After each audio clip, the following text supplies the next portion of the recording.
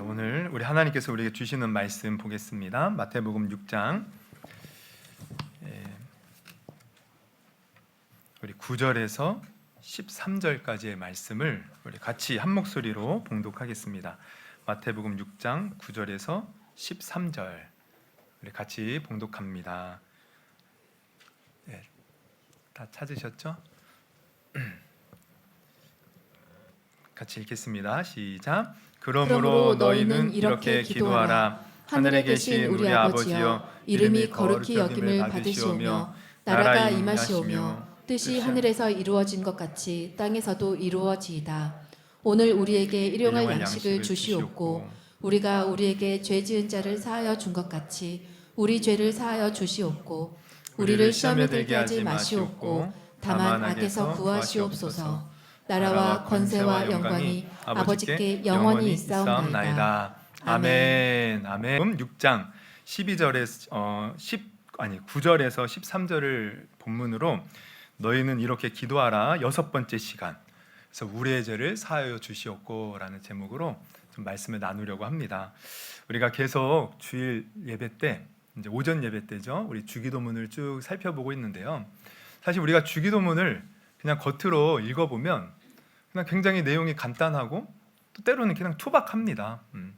그런데 우리가 그 내용의 의미를 생각해 보면 정말 이 내용은 우리에게 없어서는 안 되는 귀한 기도의 내용이고, 또 이 내용대로 우리가 기도한다면 또 하나님의 크신 은혜를 누리기에 정말 부족함이 없는 너무나도 귀한 소중한 그러한 기도인 것을 우리가 알게 돼요. 그래서 오늘도 참 귀한 의미가 담겨져 있는데 오늘도 우리가 말씀을 살펴볼 때 또 큰 은혜 받을 수 있는 귀한 시간 되기를 주님의 이름으로 축원합니다.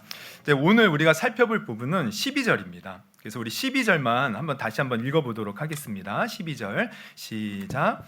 우리가 우리에게 죄 지은 자를 사하여 준 것 같이 우리의 죄를 사하여 주시옵고.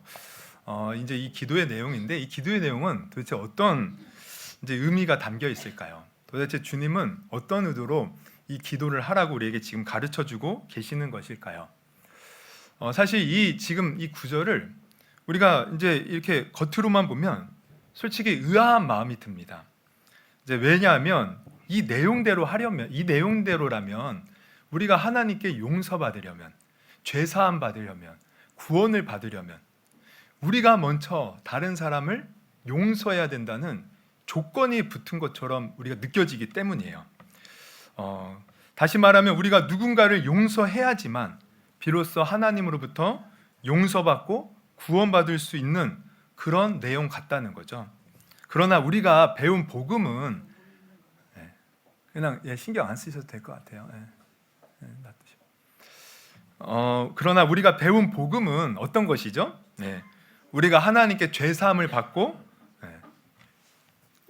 죄송합니다.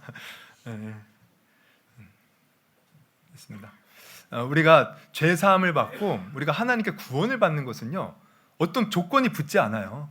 사실 우리는 믿음으로 구원을 받는 것입니다. 그래서 에베소서 2장 8절에서 9절을 보면 이런 말씀이 있죠. 우리 같이 한번 읽어봅니다. 시작.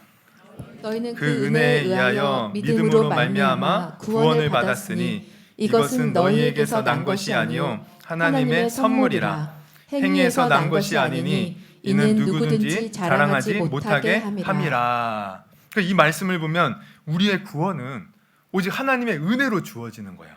즉 우리가 나를 위해서 십자가에서 죽으시고 부활하신 주님을 믿으면 그 은혜로 인하여 우리는 선물로 구원을 받는 것입니다. 그래서 만약 우리가 구원을 받는데 어떤 조건을 붙인다, 여러분 이게 사실 이단이에요. 우리는 예수만이 우리의 구원의 길인데 예수 위에 다른 것을 붙여서 우리가 마치 뭔가를 열심히 해야, 아니면 돈을 많이 내야, 아니면 우리가 어떤 곳에 소속되어야 구원을 받을 수 있다. 여러분 이거 다 이단입니다. 우리는 오직 믿음으로, 그래서 선물로 구원을 받아요. 그런데 오늘 본문을 보면 우리가 뭔가 구원을 받기 위해서는 조건이 붙는 것 같다는 것이죠. 마치 우리가 하나님께 용서받기 위해서는 내가 다른 사람을 먼저 용서해야 된다는 그런 조건이 붙는 것처럼 보이지만, 그러나 우리 예수님께서 복음에 반대되는 기도를 가르쳐 주시지 않겠죠. 사실 이 내용을 우리가 잘 알면 사실 이것은 복음에 이 진리에 반대되는 것이 아닙니다. 절대로 우리 구원의 이 복음과 충돌되는 내용이 아니에요. 오히려 우리의 구원의 은혜를 더 명확하게 해주는 것입니다. 나아가 정말 구원받은 사람이 기도할 수 있는 아주 귀하고 아름다운 기도라는 것이에요. 왜 그런지 이제부터 우리가 살펴볼 것인데 이를 위해서 우리 먼저 오늘 이제 본문을 보면 죄라는 단어가 나와요. 이 죄라는 단어의 의미를 먼저 우리가 잘 알아야 돼요. 그러니까 지금 예수님이 말하는 이 죄는 우리가 흔히 말하는 이제 이 죄를 우리가 이제 성경을 찾아보면 흔히 말하는 죄는 사실 헬라어로 하마르티아라는 단어가 쓰입니다. 그것은 관역에서 벗어났다는 것으로 하나님의 뜻에서 벗어난 것을 말해요. 근데 여기서 말하는 이 죄는 헬라어로 보면 이제 오페일 레마라는 단어가 쓰였는데 이것은 빚진 것, 부채를 말해요. 그렇다면 여기서 지금 죄를 사해 달라는 것은 단순히 뭔가 죄를 용서해 달라는 것이 아니라 빚진 것을 탕감해 달라, 빚진 것을 용서해 달라, 이런 의미예요. 그러면 이 빚진 것을 용서해 달라는 것은 어떤 의미가 있냐? 이것을 우리가 이제 좀 이제 성경을 통해서 이제 알 수 있는데 예수님이 이 빚진 것과 관련하여 이제 아주 우리가 유명한 이야기를 한 부분이 나옵니다. 성경을 보면 그게 이제 마태복음 18장에 나오는데 그 18장의 내용을 우리가 좀 살펴보면 오늘 예수님이 왜 이런 기도를 우리에게 가르쳐 주시는지 그 이유를 분명하게 알 수가 있어요. 그래서 18장 내용을 보면 이제 18장 21절 이하를 보면요. 하루는 베드로가 예수님께 이렇게 여쭤봅니다. 마태복음 이제 18장 21절입니다. 한번 같이 한번 읽어보겠습니다. 시작. 그때 베드로가 나와 이르되 주여 형제가 내게 죄를 범하면 몇 번이나 용서하여 주리이까 7번까지 하오리이까. 네, 이제 형제가 내게 죄를 범하면 몇 번이나 용서해야 됩니까? 이제 여쭤보는 거예요. 그랬더니 예수님이 뭐라고 대답하시죠? 22절 같이 한번 읽어볼게요. 시작. 예수께서 이르시되 내게 이르노니 7번뿐 아니라 7번을 70번까지라도 할지니라. 이 유대인들은요, 이제 숫자로 이제 사실 이게 숫자를 비유적으로 이렇게 표현하는 게 있거든요. 그래서 7번이라는 말이 나왔는데 7이라는 것은 완전수예요. 그러니까 예수님이 7번이라도 70번까지 용서하라는 것은 그냥 무한대로 용서하라는 거예요. 여러분, 우리 주위에 있는 사람이 내게 잘못을 하면 그냥 하나님의 뜻은 무한대로 용서하라는 겁니다. 여러분, 우리 무한대로 용서하며 살고 계십니까? 사실 이게 쉽지 않죠. 우리는 한 번은 그렇다 쳐요. 2번, 3번만 반복해도요, 저놈의 인간, 나 용서 못해, 우리 이러고 말 것입니다. 근데 주님은 무한대로 용서하라는 거예요. 그러면 왜 무한대로 용서해야 될까요? 그 이유가 있어요. 그 이유를 이제 다음에 나오는 이야기를 통해서 예수님이 설명을 해주셔요. 그게 이제 23절 이하로 나오는 내용인데 이제 그 내용을 보면 이렇습니다. 천국은 그 종들과 결산하려 하던 어떤 임금과 같다고 이제 하시면서 이제 결산할 때 한 종이 있었는데 임금에게 1만 달란트를 빚졌다는 거예요. 근데 이것을 갚을 길이 없어요. 그래서 이제 임금이 이제 호통을 칩니다. 너 몸과 처와 자식을 팔아서라도 갚아라. 갚지 못할 때는 이 감옥에서 나가지 못한다. 그랬더니 이 사람이 애걸을 해요. 용서해 달라고. 임금이 이를 불쌍히 여겨서 용서해 줍니다. 그래서 1만 달란트를 아예 없던 걸로 해주었어요. 이 사람이 얼마나 기뻤겠습니까? 그래서 그 용서를 받고 이제 집으로 돌아가는데 자기 동료를 하나 만나요. 근데 이 동료는 이 사람에게 100데나리온 빚진 사람이에요. 근데 이 사람이 어떻게 하느냐? 자기가 지금 1만 달란트를 탕감받았는데도 불구하고 이 100데나리온을 갚지 않는다고 자기 동료를 옥에 가두어 버린 겁니다. 이것을 또 다른 동료가 봐요.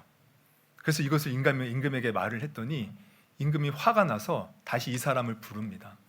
그러면서 이제 이렇게 말을 해요. 32, 33절을 보면 이에 주인이 그를 불러다가 말하되 악한 종아, 내가 빌기에 내가 이 빚을 전부 탕감하여 주었거늘 내가 너를 불쌍히 여긴과 같이 너도 내 동료를 불쌍히 여김이 마땅하지 아니하냐 하고.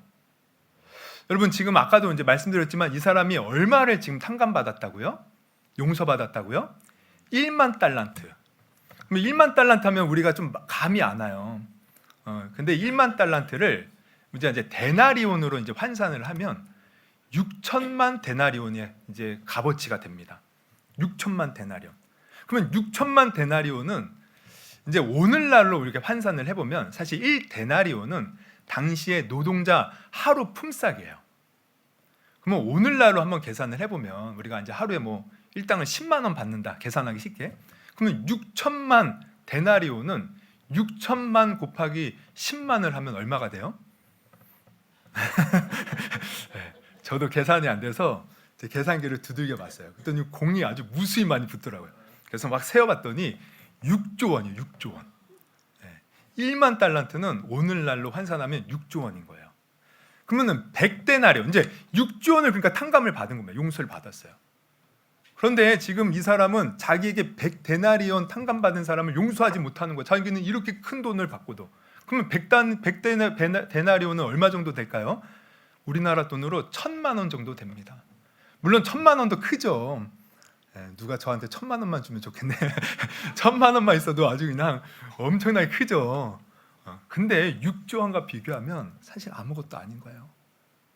지금 이 사람은 6조 원을 탕감받았는데 고작 1,000만 원 그거 갚지 않는다고 용서하지 않는 그 모습. 그래서 이 소식을 듣고 임금이 너무 화가 나서 너 내가 그렇게 큰 돈을 탕감해 줬는데 어찌 그 100데나리온을 용서하지 못해서 그 짓을 하느냐. 내가 다시 너에게 갚으라고 하겠다. 네가 이 돈을 갚기 전에는 옥에서 나가지 못한다. 그러면서 나 이렇게 이제 다시 옥에 갇히는데 이 내용을 통해서 예수님이 결론처럼 35절에 이렇게 말씀하셔요. 우리 35절을 같이 한번 읽어봅니다. 시작. 너희가 각각 마음으로부터 형제를 용서하지 아니하면 나의 하늘 나 아버지께서도 너희에게 이와 같이 하시리라. 그러니까 이제 이 얘기가 무슨 말이냐면요.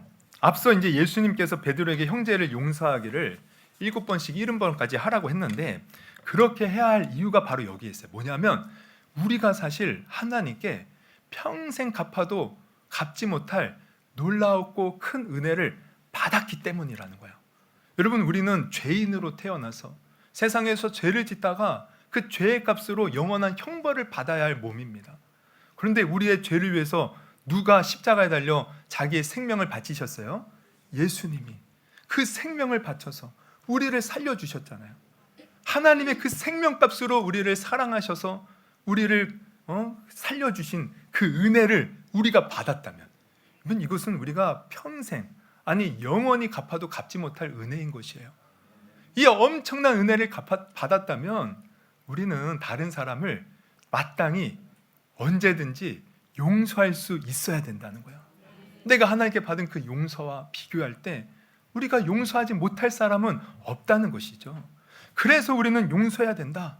그래서 다시 이 내용을 가지고 오늘 본문으로 돌아와서 생각해 보면 지금 예수님께서 제자들에게 우리가 우리에게 죄 지은 자를 사하여 준 것 같이 우리의 죄를 사하여 주시옵고라고 기도하라고 하는 것은 우리가 먼저 하나님의 용서를 받았음을 기억하고 그러하기에 다른 사람을 용서하며 살게 해달라고 기도하라고 지금 가르쳐 주시는 거예요. 그래서 이것을 쉽게 풀어서 말하면 이런 것입니다. 한번 화면 띄워주세요. 하나님 아버지, 우리가 우리에게 죄 지은 자를 용서합니다.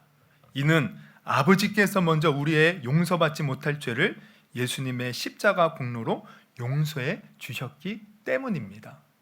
이 내용이에요. 우리 한번 같이 한번 읽어볼까요? 시작. 하나님 아버지, 우리가 우리에게 죄 지은 자를 용서합니다. 이는 아버지께서 먼저 우리의 용서받지 못할 죄를 예수님의 십자가 공로로 용서해 주셨기 때문입니다. 그래서 우리가 항상 이 기도를 하면서 우리는 용서하는 삶을 살아야 돼요. 용서한다는 것은 다른 말로 사랑하는 삶을 살아야 된다는 겁니다. 근데 이 사랑하면서 사는 삶은요, 예수님께서 우리에게 주신 새 계명이죠. 우리 요한복음 13장 34절에서 35절을 읽습니다. 시작.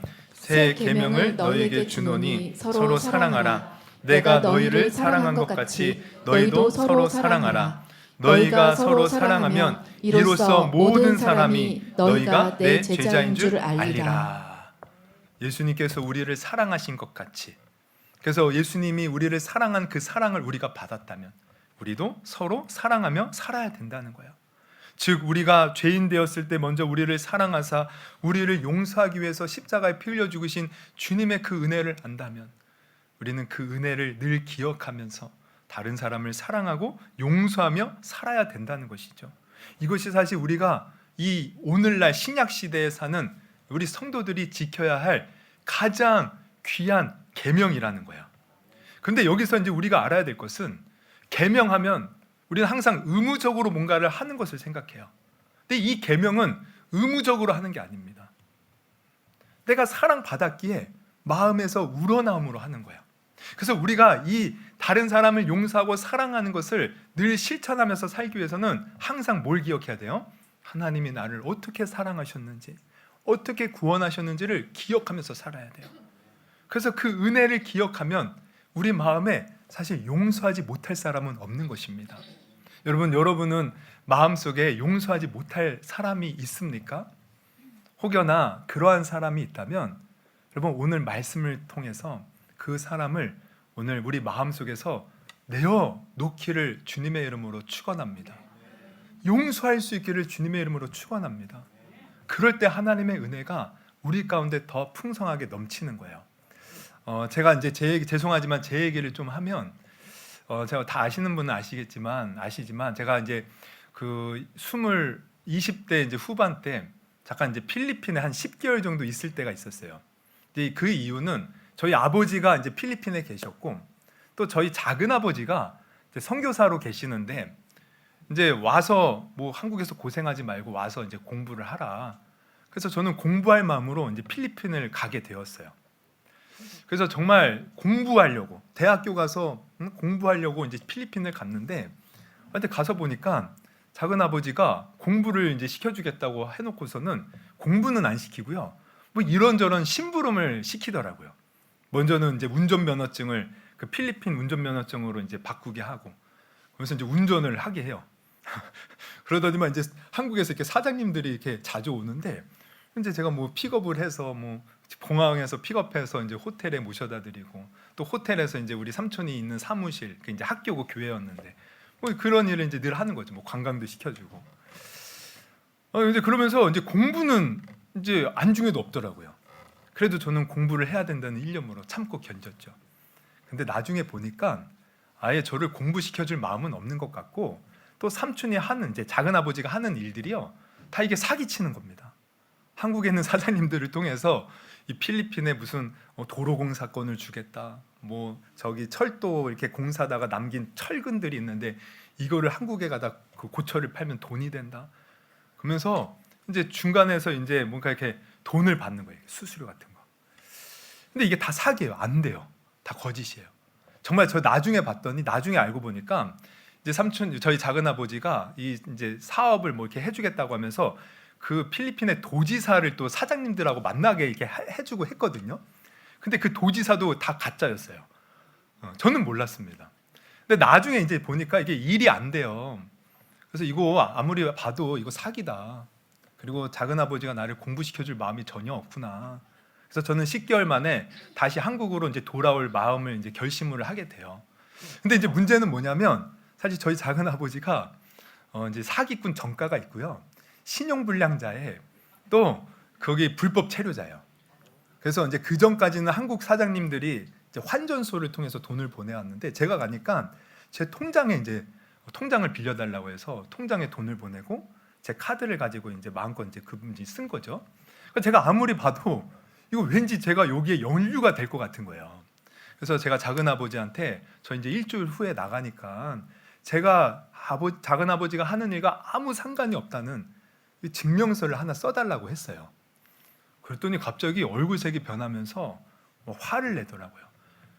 내가 하물며 조카한테 뭔가 안 좋게 해코지를 할 것 같아? 뭐 나를 못 믿어?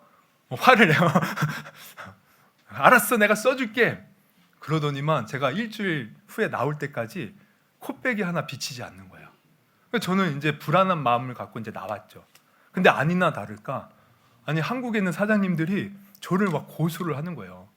알고 봤더니 저희 작은 아버지가 뭔가 증명서를 보내왔는데 제가 중간에서 돈을 다 가로채서 사업이 진행이 안 된다 이렇게 써는 겁니다. 그러니까 저는 이제 형사 고발도 받고 민사 이제 고소장도 이제 받고 제가 얼마나 큰 상처를 받았는지 몰라요. 그러면서 또 하나 어떤 사건이 있었냐면 저희 제가 이제 한 6월에 나왔는데 그해 12월에 저희 아버지가 결국 필리핀에서 이제 소천하신 거예요. 그래서 저는 이제 다른 사장님들 통해서 그 소식을 알고 이제 작은 아버지가 전화를 했죠. 그랬더니 정말 아버님이 돌아가셨다는 거예요. 그러면서 이제 하는 얘기가 뭐냐면 장례를 치러야 되는데 저한테 200만 원을 보내래요. 근데 제가 이제 돈이 없으니까 제가 나중에 장례를 치르고 나면 보내드리겠습니다. 그랬더니 갑자기 또 화를 내면서 니는 그 돈이 그렇게 돈이 중요하냐? 아버지가 지금 죽었는데 그 돈이 없어서 못 보내냐? 그러면서 또 화를 내요. 근데 순간 제가 이제 꼭지가 돈 거예요. 뚜껑이 열린 거예요. 그래서 그동안 쌓였던 것을 막 이제 토해냈죠.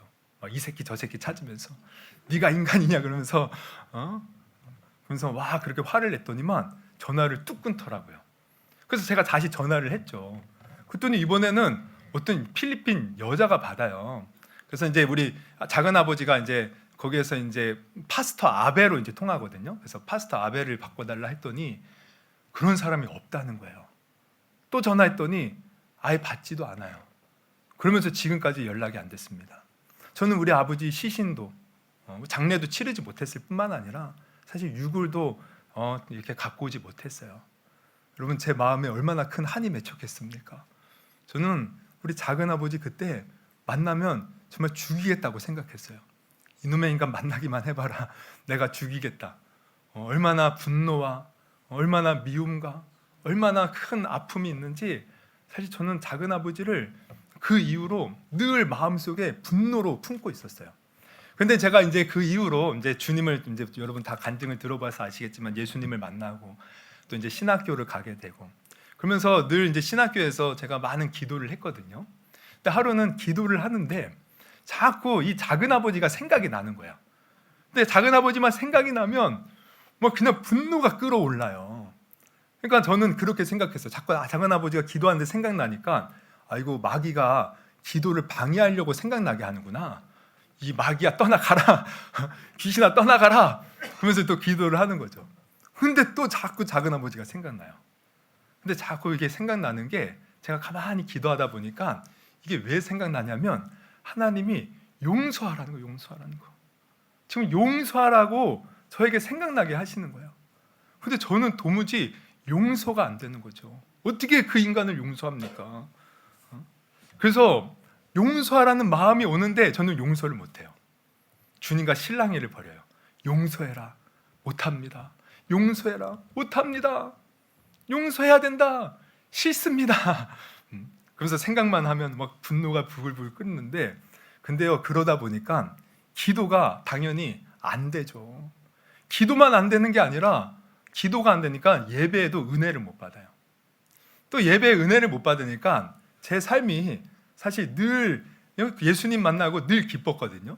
늘 주님만 생각하면 눈물이 나고 막 감사가 넘치고 정말 막 행복했어요. 주님과 함께하는 것이. 새벽에 이렇게 새벽 예배 갈 때 보면 때로는 날씨가 막 맑아서 별이 제가 대전에서 이제 학교를 다녔는데 반짝반짝 빛날 때가 있어요. 그러면은 이렇게 반짝반짝 빛나는 그 별들로 하나님이 나와 함께하시고 동행하시는구나. 거기서도 눈물이 나고 감사가 넘치고 기쁨이 넘쳤어요. 그런데 기도가 안 되니까 그게 싹 사라지는 거예요. 내 마음이 막 피폐해지는 거예요. 막 짜증이 온갖 짜증이 올라오는 거예요. 그러면서 막 몸도 괜히 막 피곤하고 힘들고 이거 안 되겠다 싶어서 하나님께 다시 무릎을 꿇고 하나님 정말 제가 그 사람을 용서하기를 원하십니까? 물어봤어요. 주님이 말씀하셔요. 용서해라. 하나님 그러면 제 힘으로 할 수 없으니 용서할 수 있는 힘을 주세요. 그랬더니 하나님이 한 가지 깨닫게 하시는 게 있어요. 그게 뭐냐면 제가 주님께 구원받은 그 은혜입니다. 제가 망나니처럼 굴며 하나님이 없다고 부인하고 살 때 주님이 먼저 나를 찾아와서 구원해 주신 그 은혜를 깨닫게 하셔요. 그러면서 또 뭘 하나 물어보시냐면 이걸 물어보셔요. 너 만약 삼촌이 지금 작은 아버지가 지금 죽게 되면 어디 갈 것 같니? 이거를 딱 물어보셔요. 근데 제가 딱 떠오른 건 뭐냐면 비록 그분이 선교사지만 제가 볼 때는 지옥 갈 것 같은 거예요. 그러면서 지옥에서 그분이 고통받는 장면이 막 보여요. 순간 제가 오열을 하게 돼요. 아니, 그 영혼이 너무 불쌍한 거예요. 그 영혼이 너무 안타까운 거예요. 그래서 용서하고 뭐고 이거 다 필요 없어요. 그냥 저도 모르게 그 순간 하나님, 우리 작은 아버지가 아무리 큰 죄를 졌을지라도 주님 용서해 주시고 그 영혼을 살려 주옵소서. 그러면서 기도가 터져 나오는 거예요. 여러분, 우리가 누군가를 용서하고 사랑하는 것은 여러분 우리의 힘으로 할 수 없습니다. 그러나 하나님이 나를 어떻게 구원하셨는지 그 구원의 은혜를 우리가 기억할 수 있다면 여러분 우리가 용서하지 못할 그 어떠한 원수도 없다라는 것이에요. 그러니까 오늘 이 기도를 우리 주님께서 우리에게 가르쳐 주시는 것은 다른 게 아니에요. 무엇보다 늘 하나님의 그 놀라운 은혜를 기억하라는 거예요. 그러면서 그 은혜를 기억하면서 네 마음속에 있는 응어리들을 풀어버리라는 거죠. 네 마음속에 있는 원수 같은 사람들을 용서하라는 거예요. 왜? 용서하지 못하면 그게 우리의 발목을 잡아요. 그 용서하지 못하는 마음이 우리의 마음을 상하게 합니다. 우리의 삶을 피폐하게 만들어요. 그러나 우리가 용서하면 우리가 자유해집니다. 그리고 무엇보다 하나님의 그 놀라운 사랑을 깊이 깨달아 더 큰 은혜 가운데 우리가 거할 수 있는 거예요. 그러니까 주님은 이걸 아시는 거죠. 그래서 오늘 이 기도를 가르쳐 주는데 그렇다면 여기서 우리는 놀라운 것을 깨닫게 됩니다. 뭐냐면 사실 여러분 우리가 신앙생활 할 때 여러분 우리를 힘들게 하는 것이 무엇이 있을까요? 여러분 우리가 정말 신앙생활하면서 우리가 시험에 빠져서 때로는 어떤 사람들은 교회를 떠나기도 하고 아니면 믿음을 버리기도 해요. 근데 그 결정적인 이유들이 뭐냐 봤더니 사실 다 사람입니다. 사람 때문에 상처받고 사람 때문에 실망하고 사람 때문에 내가 큰 아픔을 겪어서 믿음을 떠나가는 거예요. 저 그런 사람 너무 많이 봤어요. 그러니까 우리가 이제 전도하다 보면 많은 사람들이 예전에 다 교회를 다녔다고 합니다. 보면 정말 한 10명 중 저는 절반 이상이 다 교회 다녀봤대요. 근데 지금은 교회 안 다닌대요. 그럼 왜 그렇습니까? 물어보면 목사님한테 실망을 해서 또 어떤 성도한테 상처받아서 다 그래요. 우리 저 김성룡 안수 집사님 그 이제 매제가 있어요. 이제 여동생 남편. 근데 그분도 지금은 모르겠는데 예전에 저한테 그랬어요. 아주 교회를 너무 싫어한다는 거예요. 그 이유가 뭐냐면 저 어렸을 때 이제 교회를 다녔는데 교회를 이렇게 빠지면 그 삼촌인가? 왜 빠졌냐고 막 매를 들었다는 거예요. 삼촌이. 거기에 질려가지고 그때부터 교회를 안 다니고 지금은 아예 교회 교자만 들어도 싫어한다는 겁니다. 여러분 정말 이런 사람들 많이 있어요. 여러분 사실 저도 목회자의 가정에서 태어나 어렸을 때부터 교회를 다녔지만 제가 이제 군대를 전역하면서 이제 그 믿음을 버렸거든요. 물론 여러 가지 이유가 있겠지만 지금 생각해보면 결정적인 이유가 사람 때문입니다. 교회에서 막 성도들이 싸우는 모습을 제가 봤어요. 또 저희 아버님이 목사님인데 목사님들끼리 서로 배신을 때리고 서로 막 상처 주고 하는 것을 봤어요. 그리고 또 저희 가정 예수 믿는 가정이잖아요. 근데 늘 싸우는 모습을 저는 많이 보면서 자랐거든요. 부모님이 싸우고 또 친척들과 사이가 좋지 않고 저희 큰 누님과 작은 누님이 있는데 어렸을 때 기억나는 것은 둘이 맨날 싸우는 겁니다. 둘이 얼마나 싸우는지 제가 한 번은 진짜 이불을 뒤집어 쓰고 하나님 제가 다 잘못했어요. 우리 누나들 제발 싸우지만 않게 해주세요. 그러면서 엉엉 울었던 적도 있어요. 그리고 우리 작은 누님은 정말 큰 누나하고 아주 원수같이 맺어서 우리 큰 누나가 결혼할 때 결혼식에도 오지 않았습니다. 이런 집안 제가 얼마나 큰 상처가 있었는지 몰라요. 그러니까 하나님을 믿어도 이게 무슨 소용이 있나? 사람들 보면 다 저렇게 나에게 상처 주는 사람들만 있는데 그래서 제가 믿음을 떠났다는 거죠. 이처럼 많은 사람들이 다름이 아닌 사람 때문에 믿음이 흔들리다라는 것이에요. 사람 때문에 믿음을 버리기도 하고 사람 때문에 교회를 떠나기도 해요. 교회에서 열심히 주의 일을 하던 사람이 사람 때문에 그 일을 멈추는 거예요. 여러분 그렇지 않습니까? 한번 우리를 돌아보십시오. 우리가 시험 드는 이유가 정말 99% 다 사람 때문이에요. 그런데 여러분 우리가 분명히 알아야 될 것은 그렇게 사람 때문에 우리가 낙심에 빠지고 내가 절망하고 시험에 빠지면 손해보는 것은 다 나라는 거야. 나. 우리는 언제나 주님의 은혜 안에서 주님과 함께하면서 그 주님의 은혜 속에서 주님의 그 놀라운 축복을 누리며 살아야 되는데, 아니 왜 사람 때문에 내가 하나님과 관계가 멀어져야 됩니까? 우리가 사람 때문에 넘어지면 다 내가 손해라는 거예요. 그러니까 이 마귀가 이게 전략입니다. 우리가 신앙생활하는 것을 방해하기 위해서 마귀는 사람을 통해서 우리의 신앙을 방해하는 거예요. 우리가 은혜를 받으면 사람을 통해서 한순간에 다 빼앗아 가는 거예요. 우리가 마음이 뜨거워지는데 사람을 통해서 이것을 다 아주 차갑게 식혀버리는 것입니다. 우리가 주를 위해서 뭔가를 결단하면 사람을 통해서 그 의지를 다 꺾어버려요. 그래서 우리는 이렇게 시시때때로 사람을 통해서 시험거리를 주는 마귀의 공격을 이겨내야 돼요. 그럼 우리가 어떻게 이겨냅니까? 다른 길이 없어요. 하나님이 내게 주신 그 은혜를 기억하여 그 은혜 안에 젖어들면서 그 은혜로, 그 사랑으로 다른 사람을 용서하고 사랑할 때, 여러분 그게 우리가 이기는 비결인 줄 믿으시기를 바랍니다. 이게 승리의 비결이에요.